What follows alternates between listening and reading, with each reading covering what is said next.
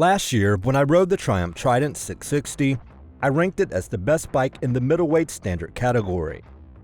But just like you see in the automotive industry where manufacturers use the same platform to create several different body styles and models, think Toyota Camry, Toyota Highlander, and Lexus ES, the motorcycle industry also uses one platform to develop different models.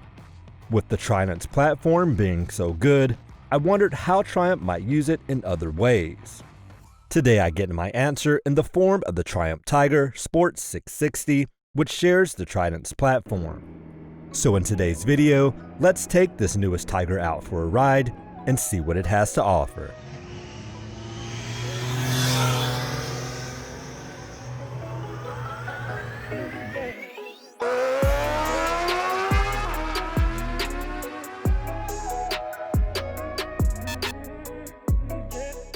Before we begin, we'd like to give a huge shout out to Motorcycles of Charlotte in Charlotte, North Carolina, for letting us spend some time with this Tiger Sport 660.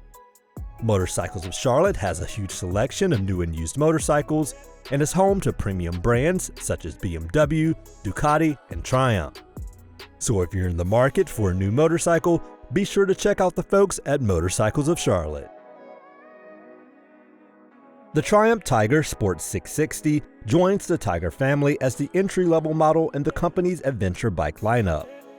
Those models include the Tiger 1200, the Tiger 900, the Tiger 850 Sport, and now the Tiger Sport 660. The Tiger 660 takes everything we like about the Trident and focuses it on versatility. And while it is part of the Tiger family, this bike is more of a sport tourer than it is an adventurer. As you would expect, the Tiger shares most of its parts with the Trident, including the 660cc engine and the chassis. There are, however, some differences. The first comes in the form of styling. Because the Tiger is built for sporty adventuring and touring, having the ability to take long trips is necessary. And the added bodywork up front helps the Tiger cut through the air when cruising at higher speeds.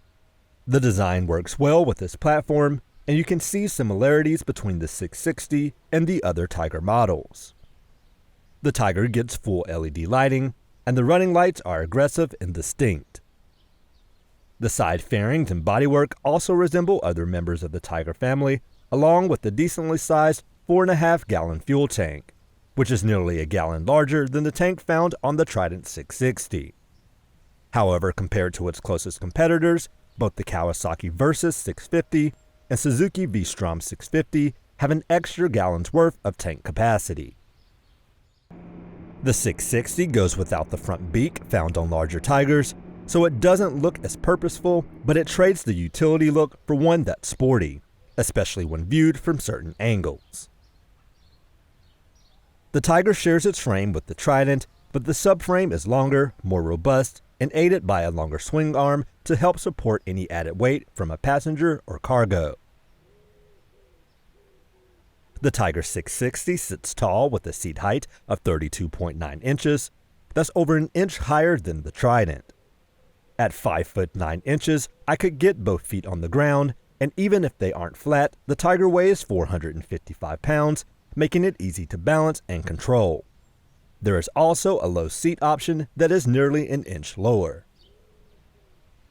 Supporting the Tiger 660 up front is a 41mm Showa inverted separate function fork.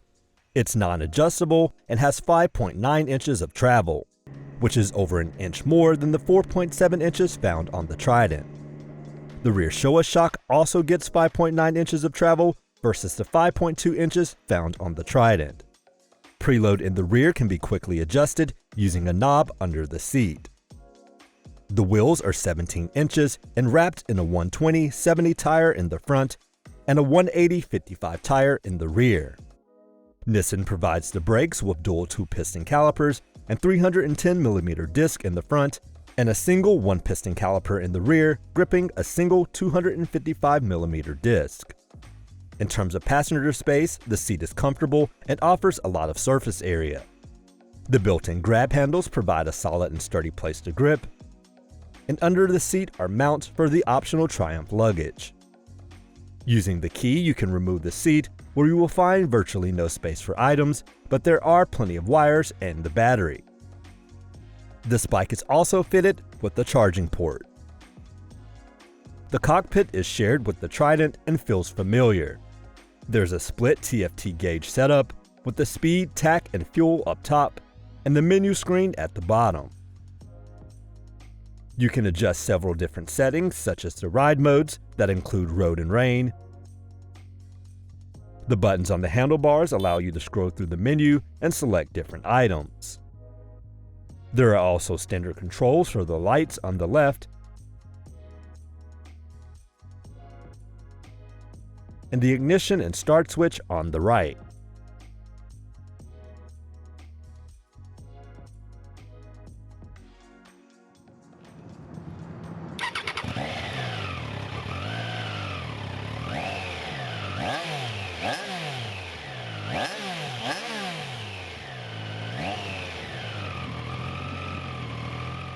Powering the Tiger is Triumph's new 660cc inline 3.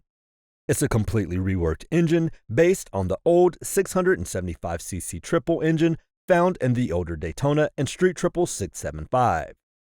Output is rated at 80 horsepower and 47 pound-feet of torque. Like most Triumph triples, there is plenty of grunt throughout the entire rev range.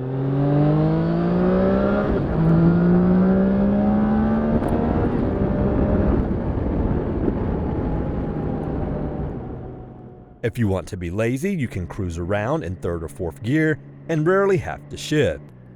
You can simply ride the engine's torque out of slower corners.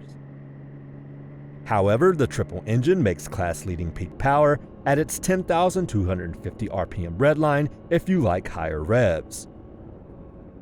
Triumph's tuning on their throttle-by-wire systems has been one of the best in the industry for a number of years, and that trend continues with the Tiger 660. The throttle on and throttle off characteristics are nearly perfect. The power comes on in a very linear fashion. While the throttle response is a bit muted at first, it never leaves you waiting for power. This is a good thing for both beginners and longtime riders.